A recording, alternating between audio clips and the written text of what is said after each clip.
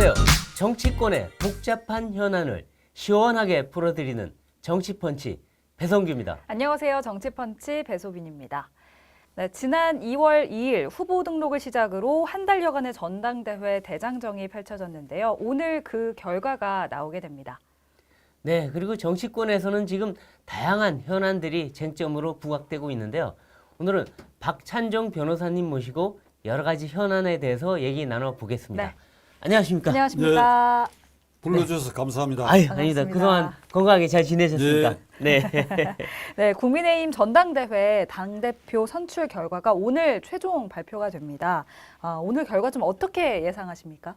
아직 결과가 안 나왔지요. 네, 안 나왔죠. 나왔습니다. 아직 네. 안 나왔는데 이 당원들 사이에는 그 책임 당원이라 그러죠. 그렇죠. 네. 권리 당원이라 그러나 책임 네. 당원이라.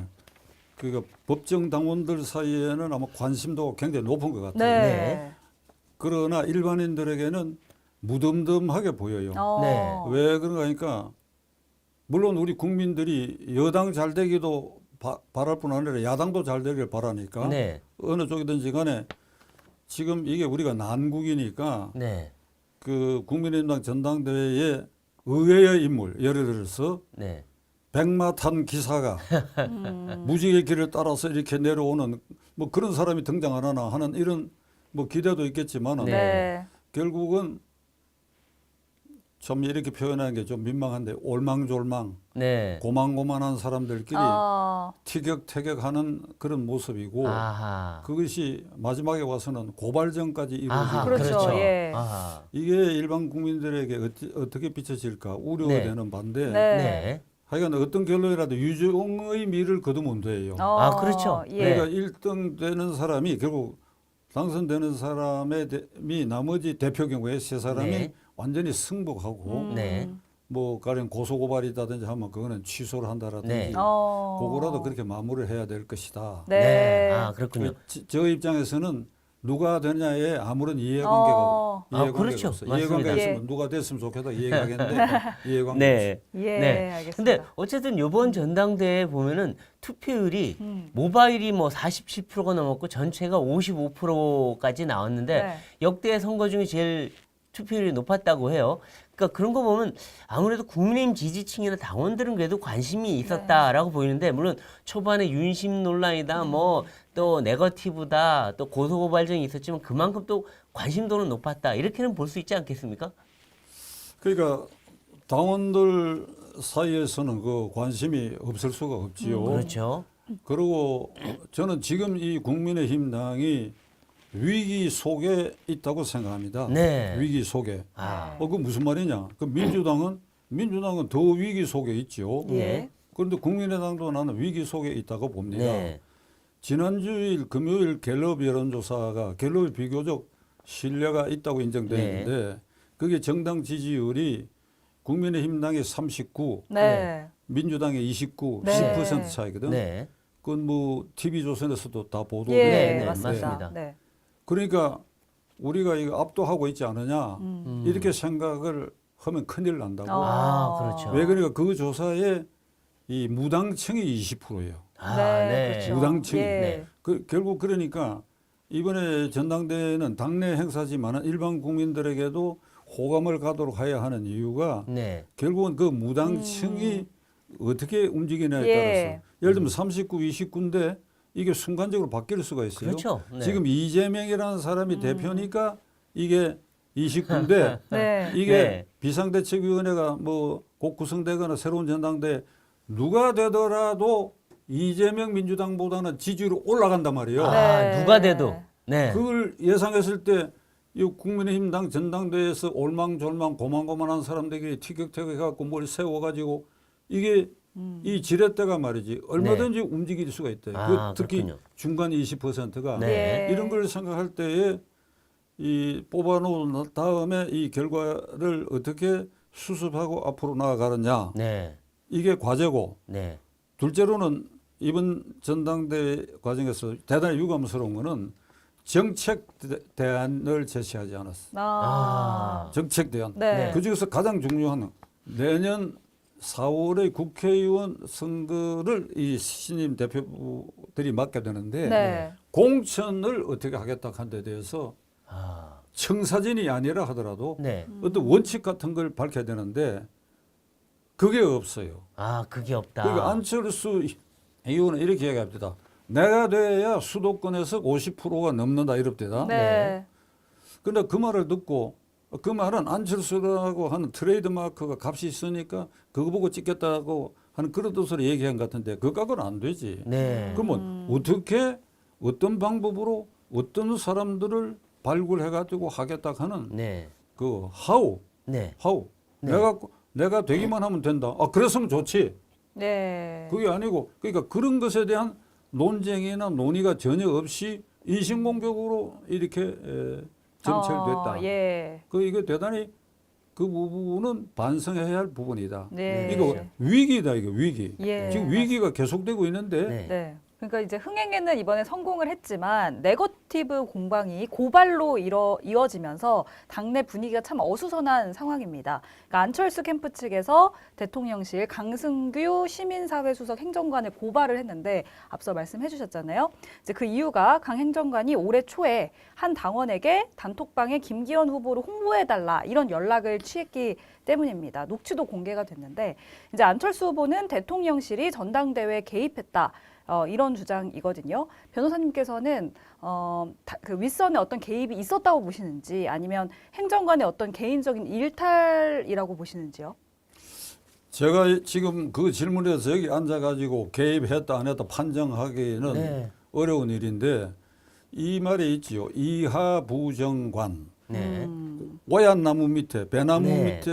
밑에서 갓근을 고치지 마라. 네. 갓근 고치는 게 손짓이 이 배나무를 따먹는 그런 그렇죠. 오해를 받을 수 있으니까. 그렇죠.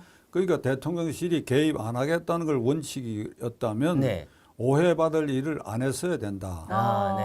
요걸 제가 말씀드리고 싶고 그렇구나. 예. 요 대목에서 저는 내년 총선거를 앞두고 이제 아까 공천은 네.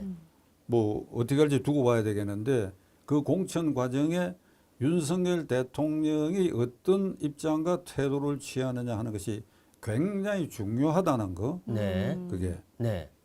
그러니까 적극 개입하면 안 된다는 의미이신가요? 그렇죠. 네. 국민들 하고 어찌된 셈인지 개입하면 안 된다 하는 쪽이 됐단 말이에요. 네. 그러니까 김대중 대통령 때까지는 김영삼 그 이전 대통령도 그렇고 여당의 총재를 대통령이 겸했으니까 네. 네. 그러니까 얼마든지 공천 원칙에도 하고 뭐 낙하산도 하고 그랬지만 그 후로는 1호 당원일 뿐이지 당무에는 구체로 간섭하지 마라 이렇게 지금 돼 그렇죠. 네. 네. 그러니까 지금 이번에 뭐 강성규 수석이 안철수 의원에서 고발되고 하는 이런 네. 사태에 비춰봐 가지고 내년 공천에 나는 윤 대통령에게 이 방송을 통해서 네. 이게 TV조선 이 방송을 통해서 윤 대통령에게 이게 우호적 건의를 하고자 합니다. 네. 1. 절대 개입하면 안 됩니다. 네. 절대 개입. 근데 윤 대통령에게는 뭐 좀 민망한 얘기지만은 제가 보기에 검찰만 총장을 하고 검사만 했기 때문에 정당 경험도 없고 선거 경험이 없습니다. 네. 그런데 벌써 선거 이제 1년이 됐잖아요. 네. 네. 그런데 이게 과반수의 야당에 휘둘리고 네. 그리고 이렇게 이 국민의힘당도 보니까 자기에게 엇박자 이렇게 하는 의원들도 있고 이러니까 네. 이 국회의원 선거에 내 여당만이라도 나하고 친한 사람, 네. 뭐 내 말 좀 잘 들을 사람, 네. 내가 가만히 있으면 다 알아서 해줄 사람, 요런 사람들로 이렇게 공천을 많이 해야 될 거 아니냐. 네. 그러니까 이제 이게 순전히 이 찌라시 수준의 얘기지만은 내년 공천에 검사 출신이 20-30명이 이게 공천을 받게 될 것이다. 이런 이야기까지 있는데 이 점에 있어서 대통령은 한번 저 말씀을 듣고 철저하게 중립을 한번 지켜보세요. 예. 그리고 새로 되는 대표에게 당신들이 다 알아서 아. 좋은 사람을 다 공천해라. 나는 절대 개입하지 않는다. 아, 그렇게 하면은 총선에 이길 수 있다. 왜 그런가 하니까 네.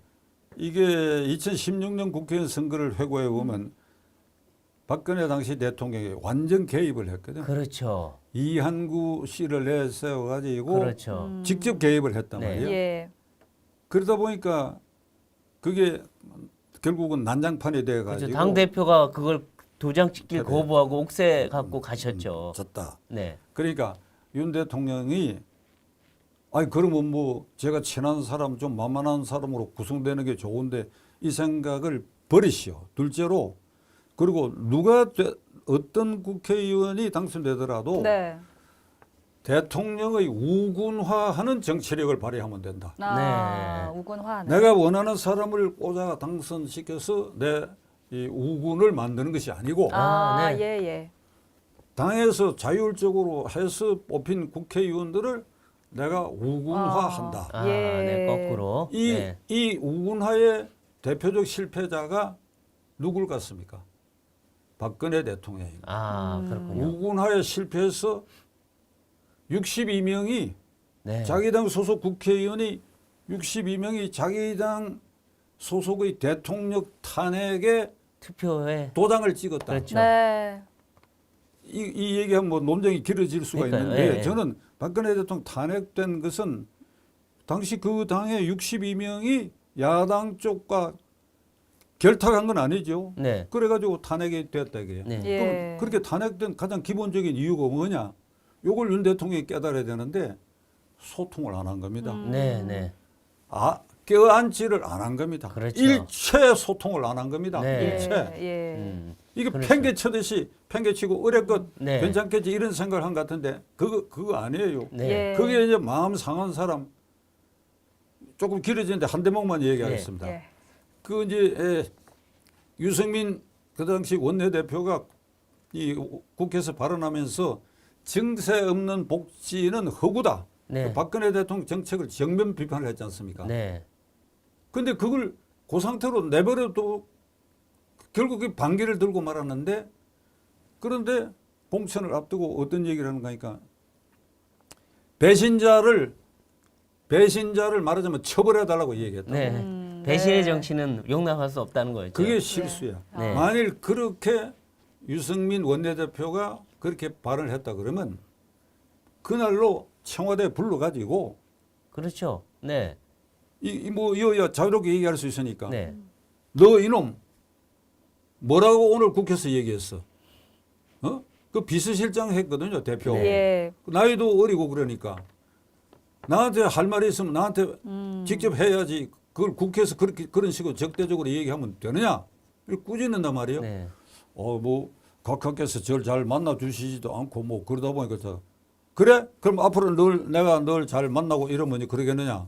이러면 항복을 하게 돼 있어요. 네. 알겠습니다. 그러니까 탄핵 국면에서 반기를 든다는 흔적이 있으면 늦었지만 그때라도 불러가지고 그러니까 대통령 고개를 숙여야죠. 그런 예. 단계는. 전혀 안 했죠. 이런 물론 그때. 걸 네. 교훈으로 생각했을 때 윤 대통령이 내년 공천에 절대 개입하지 마라. 네. 누가 돼도 지금 윤 대통령의 스타일로 봐서는 전부 대통령의 직할 우군화할 수 있는 능력이 있는 분이다 네. 이래요. 네. 근데 안 그래도 지금 지도부가 대부분이 친윤 인사로 꾸려질 것 같다. 이런 네. 전망이 나오고 있거든요. 지금 뭐 김기현 후보 같은 경우에는 네. 당선이 유력하다고 여론조사에 나오고 있고, 그다음에 최고위원들도 대부분 친윤 후보들이 당선이 될 것 같다는 전망이 나오는데, 그럼 이게 친윤으로 구성이 되면은 그런 갈등이나 그런 게 없어지고 당정 융합이 잘 될까요?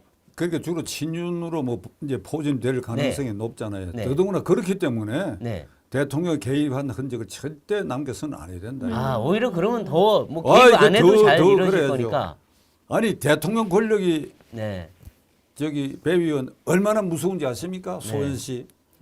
대통령 권력이 얼마나 무서운지 아십니까? 아이 무서워요. 네. 중국말에 이 말이 있잖아요. 수양산 그늘이 강동 800리를 간다 그러거든. 네. 이 수양산 이게 나무야. 대통령이나 황제는 네. 그 영향력이 800리를 간다고. 네. 무서운 거예요. 네. 예? 아까 내가 예를 들었지만은 원내대표가 대통령하고 엇박자 하는 소리를 지르면 불러서 집무실에 부르면 말이지. 대통령 앉아 있는 자리에서 집무실 문 열고 걸어 들어온 게 15m인데요. 네. 그때 이미 옛날에 이렇게 그랬죠. 쭈그리고 들어오게 돼 있다고. 네. 어?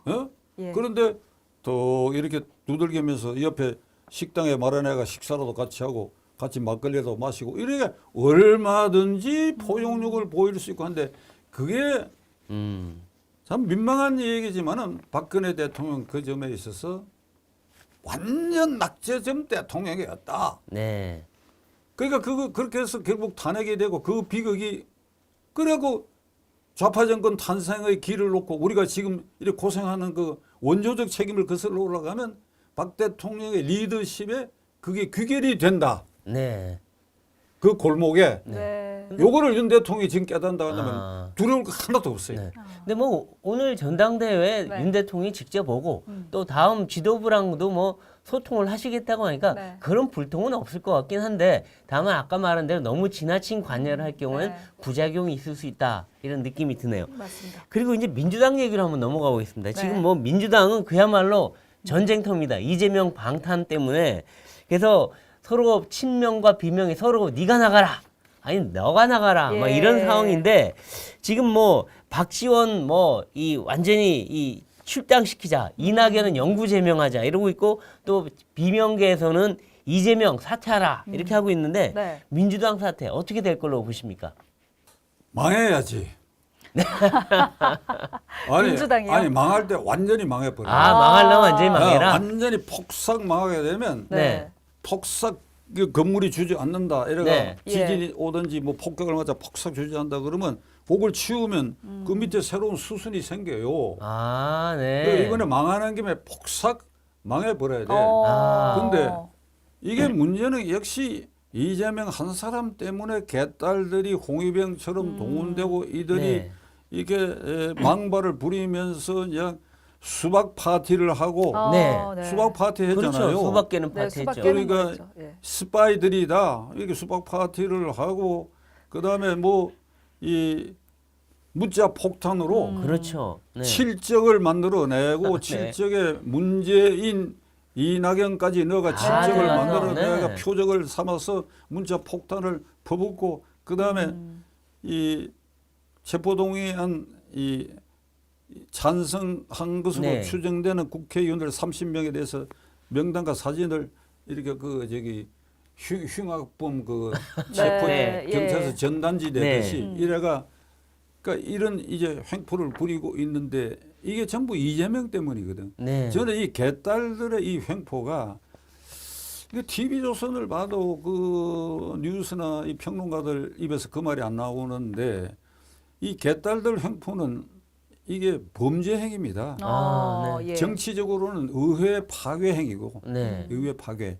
이게 1966년에서 76년 10년 사이에 중국의 모택동이가 50년대 말 경제정책 대약진 운동에 실패해가지고 4천만 명이 기아로 죽어버렸다고. 그렇죠. 네. 그러니까 이제 중국 공산당도 그 지도부에서 이 모택동이 바꿔야 되겠다고 하니까 자기 권력을 유지하기 위해서 10년간 홍위병 난동을 그렇죠. 일으켰는데 네. 10대와 20대 네. 초반. 네. 이게 결국 정적 제거야. 네. 주석 지낸 유속이 팽덕회 같은 그런 이게 국공 내전에서 공을 세운 이런 사람들 타살당했어. 네. 시진핑 아버지도 지방으로 하방됐어. 그렇죠. 등소평도 하방이 네. 됐어. 그 시진핑만 하더라도 14살, 5살 때 하방대가 10년간 아주 고생을 한 사람이야. 그 모택동이 그런 아주 어마어마하고 흉폭한 짓을 했는데 요거 판박이로 한국형 홍위병 운동책을 하고 있는데 이거를 개딸이 중국식 문화대혁명 홍위병처럼 지금 이용되고 홍위병 있다. 딱 홍위병이지 한국형 네. 홍위병 이재명 홍위병인데 네. 이게 말이죠. 정치적으로는 의회 파괴 행위고 네. 네. 파괴 행위. 국회의원이 자율권이 있습니다. 그렇죠. 헌법 네. 46조에 국회의원은 국가이익을 우선하여 양심에 따라 직무를 행한다. 네. 그러니까 비밀 투표야. 네. 인사에 관한 건 비밀 투표야. 비밀 투표인데 너 이 체포 동의안에 찬성했지 이래 찍어가지고 협박을 하는 게거든. 네, 네. 그렇죠. 그 의회 파괴이고 헌법 파괴행인데 구체적으로는 공무집행방해죄에 해당이 된다. 네. 네. 이걸 아무도 얘기를 안 해. 그냥 공무집행방해죄가 아니라 네. 단순 공무집행방해죄가 아니라 특수공무집행방해. 그러니까 공무집행방해라고 하는 것은 직무를 집행하는 공무원에게 협박 폭행하는 경우 국회의원 공무원, 국회의원 공무원입니다. 선출직이지만 공무원이에요. 네. 대통령도 공무원입니다. 직무를 집행하는 공무원에 대해서 다중의 힘까지 동원해가지고 협박 폭행하니까 이게 특수공무집행방해죄인데 이재명 씨 전과 4개 중에 특수공무집행방해라는 전과가 있어. 네. 검사 사칭하고 그렇죠, 협박하는 그렇죠, 거. 맞습니다. 네. 그건 사칭이죠. 그러니까 이 개딸들이 자기들 주군이 이 그런 전과가 있으니까 그 비슷한 전과까지도 답습하는 거 아닌가 싶은 생각이 듭니다. 아, 그렇군요. 네, 네. 네. 그러니까 이번- 이런 이 판을 이렇게까지 이렇게 만들어 놓고 예. 이재명 씨가 지금도 계속해서 이 고개를 쳐들고 어, 그러니까 어제 그저께 이제 한일 관계 윤석열 대통령이 아주 큰 결단을 해가지고 예. 그 타결의 길을 열었더니 네. 삼전도의 굴욕이다 이렇게 삼전도 굴욕. 맞습니다. 1637년 그가 설날 지난 직후에 청태종 앞에서 이게 잠실 삼전도 거기에 9계단을 쌓아놓은 그 위에 청태종이 앉아있고 아래서 절 3번 하고 이 말을 3번 지은 거. 네. 그런 굴욕을 했다고 이렇게 예. 이제 얘기를 해가고 이번 주말에 총동원한다는 거 아닙니까? 맞습니다. 그러니까 이게 사법 리스크를 벗어나기 위해서 온갖 몸부림을 하는데 개딸들 동원하고 요것도 하나 찬스라고 또 생각해가지고 예. 지금 이런 짓을 하는데 예, 예. 벼락 맞을 겁니다. 아, 네. 지난주에 그래서 체포 동의안이 결국 부결되기는 했지만 이탈표가 이제 민주당 의원 20% 정도 이탈표가 나온 걸로 확인이 됐습니다. 그래서 이제 앞으로 이재명 대표 미래에 어떻게 될 거라고 좀 전망하십니까? 구속될 거라고 보십니까? 이재명 대표는 스스로 정치적 묘혈을 파고 있다고 저는 생각합니다. 네. 어, 이게 어떻게 정상대로 갈 수 있겠습니까? 예. 네. 이게 네. 이 일반 국민들 이 입장에서 보면 말이죠. 네. 이게 물론 열성적으로 어떤 경우라도 국민의힘당 네. 지지하는 사람이 있고 또 민주당을 지지하는 사람이 있기 마련이지요. 그러니까 정당 지지도 조사를 하면 지금 형편없이 이런데도 29% 나오고 이거는 39% 나오고 네. 부동층 20%가 있는데 지금 그 사법 리스크라고 하는 것에 대해서 지난 금요일 날 3월 3일 공직선거법 위반 사건 첫 공판을 이게 뉴스로 접한 이 중간층은 네. 네. 이건 정말 안 되겠다고 아마 생각했을 것입니다. 네. 이게 지금 이재명 대표에게 쏠려 있는 많은 사건들 중에 공직선거법 위반이 1차로 기소된 거거든요. 그렇죠. 네. 그게 어떤 의미에서는 가볍지만은 사실 중요한 겁니다. 네. 거기에서 100만 원 유죄 판결만 확정이 되면 그렇죠. 확정되는데 시간이 걸리죠. 네. 그렇죠. 그러나 1심에서 유죄 100만 원 이상 유죄 판결이 났다고 하면 그건 굉장히 정치적 의미를 갖기 때문에 그렇죠. 이게 만약 확정되면 의원직 날라가고 대표직 날라가고 5년 동안 이 공직선거에 출마도 못 못하고. 나오고 네. 그다음에 지난 대통령 선거에 국가보조금 약 네. 500억 원 그것도 물어내야 돼요. 다 물어내야 되죠. 근데 네. 3월 4일 그 법정에서 있었던 일을 뉴스로 접한 이 국민들이 완전 이 사법 리스크가 이게 보통이 아니 앞으로 전개될 리스크 가장 가벼운 것인데 네. 전개될 본인이 직접 판사한테 해명도 못했어요. 변호사 시켜서 했거든요. 이거는 뭔가 자신이 없다는 얘기처럼 보여요. 네. 그러니까 본인은 지금 배 의원 말씀대로 판사가 재판장이 뭐 할 말 없냐니까 막 할 말 없다. 없다 그랬죠. 그러는데 김문기를 모른다고 하는 그 점이 허위사실 공표 중에 하나거든. 둘째로는 이제 그 백현동 문제가 있는데 네. 우선 첫째 그것이 변호인이 어떻게 항변을 했는가 하니까 객관적으로 김문기 씨하고 이재명 씨가 접촉하고 만나고 한 사실이 많다 하더라도 어떤 특정 시점에서 누가 물을 때 김문기를 아느냐고 물을 그 순간에 여러 차례 만났던 인식이 순간적으로 안 떠오를 수도 있다. 네. 나도 변호사지요. 네. 뭐, 틀림없이 뭐 호화 변호인단이라고 하니까 뭐 그런 법무법인 소속일 텐데 네. 나이도 어릴 텐데 만일 있다면 내가 이 허리띠를 자꾸 한번 건드려야 되겠다. 이 사람은 그 말이라고 하느냐, 그러니까. 말장난이라고 네. 하느냐, 그리고 이게 말장난. 한 번이 아니라 여러 번 계속 물었어요. 그때마다 자기는 김문기 몰랐다 하니 생각해보면 기억이 날 텐데 그렇게 계속 몰랐다고 한 몰랐다고 한 적극적 이유 하나가 뭔가 하면 대장동의 초과이익 환수 조항을 반드시 넣어야 된다고 하는 개발공사 측의 이게 개발처장이 7차례 결재를 받았다. 그러니까요. 그러니까 안다 그래 버리면 이게 대장동 게이트에 이게 자기가 자백하는 꼴이 된다. 그렇죠. 그게 딱 걸리니까 무조건 모른다고 모른다고 해버리는데 네. 지금 배우 말씀에 증거는 차고 넘쳐요. 뭐 설명드릴 필요 없는데 네. 결정적으로 어떤 상황이 이게 이재명이가 거짓말을 한다고 봐야 하는 거니까 네. 스스로 목숨을 끊었어. 네. 네. 왜 목숨을 끊었어? 같이 골프 치고 결제도 받고 같이 밥도 먹고 보통 사이가 아니고 네. 전화도 하고 전화번호도 다 있고 그런데 나를 모른다 하는 모멸을 가면서 스스로 목숨을 끊었다 하면 네. 목숨을 끊었다 하는 그 사실이 모른다고 하는 것은 도저히 말이 안 된다는 걸 예. 입증하는 그렇죠. 것이니까. 그 유족들도 울부짖었잖아요. 예. 어떻게 그러니까 누구나 이렇게 모른다 할 수 있느냐. 그 재판 그 뉴스를 보고 저 아는 사람 저한테 이런 얘기를 하더라고. 이재명이라는 사람은 사람 아니라고 해요. 사람 아니라고. 네, 어? 그거는 뭐 뭐 그냥 국회의원 개인적인 당대표 의견이시고. 이전에 네. 인간이 아니다 네. 이거 인간이. 네. 근데 죽은 사람이 김문기뿐입니까? 네, 그렇죠. 유한기도 맞아요. 비슷한 네. 경우로 죽었다고. 맞습니다. 네, 그래서 지금 보면 이 이재명 대표가 자신해서 내려가라 사퇴해라 하는데 이재명 대표는 사퇴 못한다 이러고 있어요. 그러니까 결국 이재명 대표는 이런 일로 사퇴할 사람이 아니다. 옥중 공천이라도 해서 끝까지 당권을 쥐려고 네. 할 거다라고 하는데 사퇴할 가능성이 없다고 보십니까? 저는 이재명 씨가 역대 지도자들 가운데 그 이 관상을 이렇게 봤을 때 네. 그 눈매라든지 이런 걸 봤을 때 예. 절대 사퇴 안 할 것 같아요. 아, 절대 사퇴 안 한다. 관상을 보면 절대 이 표정의 느낌, 뭐 아, 네. 느낌이. 뭐 관상이라고 얘기하면 좀 어폐가 네. 있지만 하여간 제 네. 느낌은 절대 안 할 사람인데 네. 그 가장 그 항복 자기로서는 항복이라고 보는 네. 것이니까 안 하는 이유 중에 사퇴하게 되면 반드시 구속영장 이게 동의안이 오면 동의가 될 것이고 구속될 것이다. 구속될 것이다. 그러면 적어도 15년 내지 20년 형이 여러 개 다 될 것이다. 예. 그러면 감옥에서 못 빠져나온다. 네. 다음에 민주당 대통령이 나와서 무슨 사면을 해준다든지 하는 건 그 다음에 문제고. 네.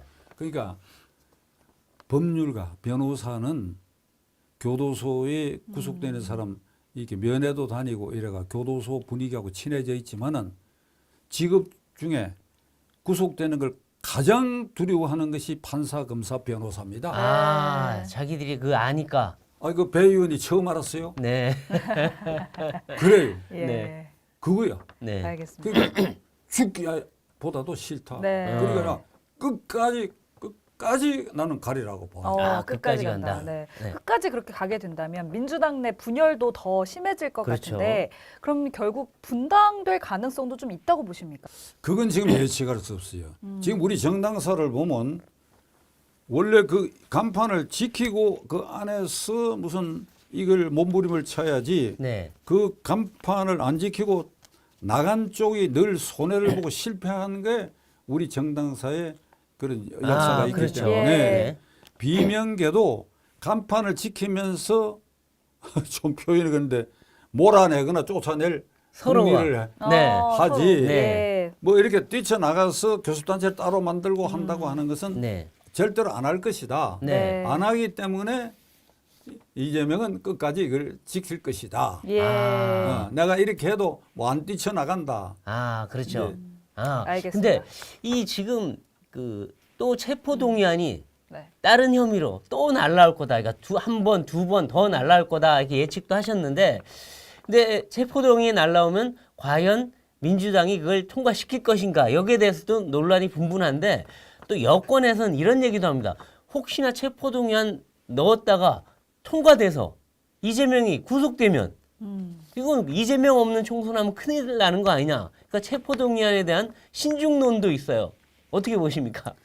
그게 제가 아까 모두에 설명한 네. 국민의힘당은 위기 속에 내년 국회 선거를 맞게 되는 것입니다. 네. 그러니까 이재명이 대표가 탈락해버리면 누가 나서도 어떤 형식으로 비상대책위원회가 됐건 네. 전당대회가 됐건 나서는 당 대표가 이재명보다야 낫지.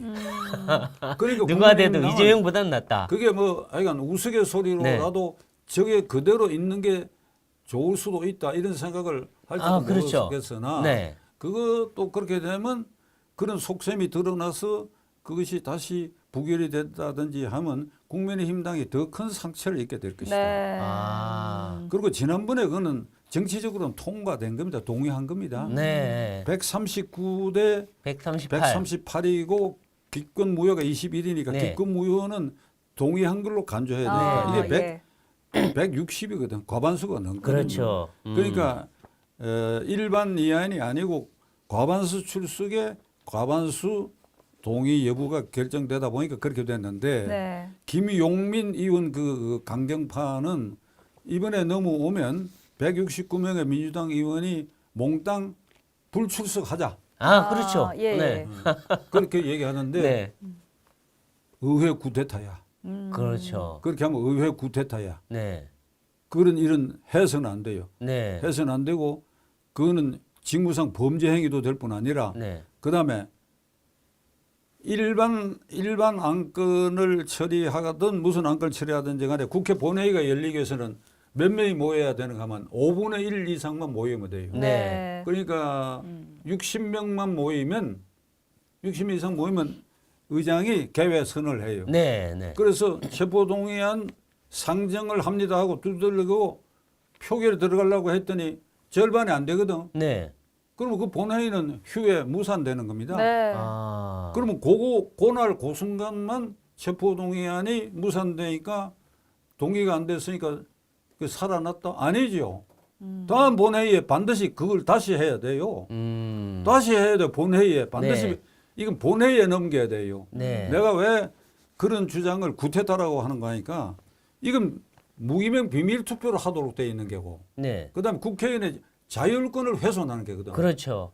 그리고 국회의원은 당적이 같았더라 하더라도 반드시 공동 행동을 해야 된다는 네. 것이 아니거든. 자율적으로 네. 행동해야 돼. 네. 그 당론을 중시하라는 것이 당론대로 하락하는 건 아니거든. 그렇죠. 그런데 국회의원 169명을 전부 들어가지 마라. 헌병 완장 찬 놈이 앞에 서서 들어가지 말라 하듯이 들어가지 말라. 네. 그렇게 되니까 이게 상정이 안 됐다. 그게 만세다. 아니지. 그렇죠. 그렇게 주장하는 자가 그렇게 획책하는 자가 이게 헌법 파괴 행위로 직무상 범죄가 구성된다고 하는 걸 네. 알아야 돼. 그걸 네. 김용민이도 변호사 모였는데 네. 그렇죠. 이 방송 끝나고 내가 전화 한번 걸어줘야 되겠네. 그래요? 네. 그리고 지금 이제 핫한 그 이슈 중에 하나가 네. 이 징용 배상 문제에 대한 맞습니다. 이 윤 대통령이 이 해법을 내놓은 건데 그걸 두고 지금 뭐 논란이 많아요. 물론 그 해법이 최선의 책은 아니지만 어쨌든 이거밖에 할 수 없는 고육지책 중에 하나인데 이 야당에서는 이걸 갖고 막 계속 뭔가 장애 집회로 몰아가려고 하는데 예. 이 징용 해법 문제 윤 대통령이 잘 헤쳐나갈까요? 어떻게 전망하십니까? 이번에 이 문제된 네. 그 네. 한일 관계 이게 이제 그 말씀 내가 말하기 전에 지금 이제 이재명 대표의 본심은 흔들어야 되거든. 네. 윤 정권을 흔들어야 된단 네. 말이에요. 그러니까 노란봉투법, 그다음에 양국관리법, 예. 그 쌍특검 네. 이거 흔들어야 되거든. 네. 시간관계상 제가 네. 이건 절대로 법이 통과돼도 대통령이 거부권 행사하게 돼요. 네. 이게 꽃놀이 패로 보는 겁니다. 네. 이재명은 네. 이게 다 통과되면 그걸로 가지고 이제 생색도 내고 네. 이 노란봉투법은 민노총에 서비스 그렇죠. 해주는 것이고 네. 그 쌍특검 이것도 이게 국민들에게 서비스하는 것처럼 보이는데 이걸 거부권을 행사해 버리면 자 봐라 독재자 윤석열이다 네. 이렇게 하락하는 거거든요.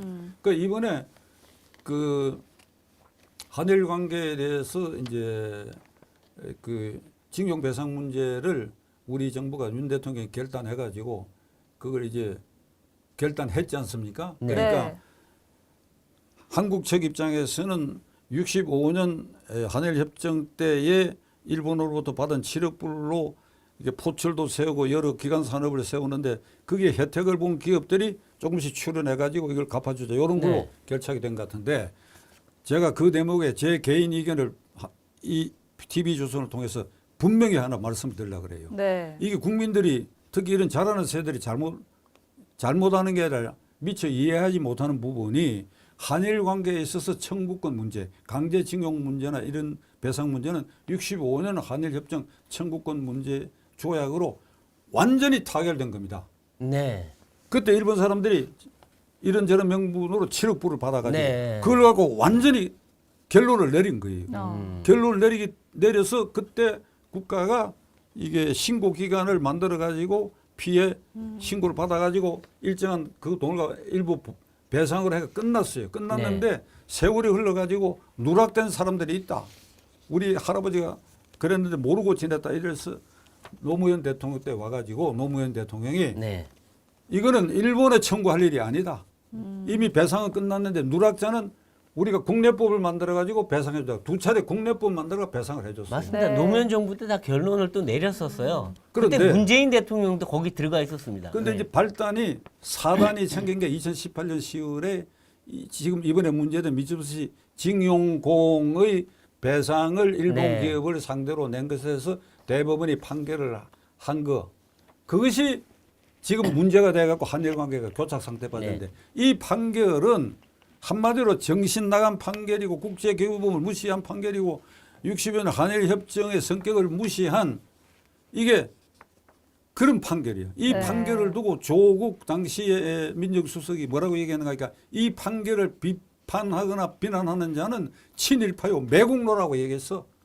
지금 어제 그저께도 네. 조국이 그 비슷한 얘기를 했는데 아마 내 방송에서 이렇게 했으니까 박찬종이도 조국의 기준으로는 지금 완전히 친일파 매국노가 돼 있지.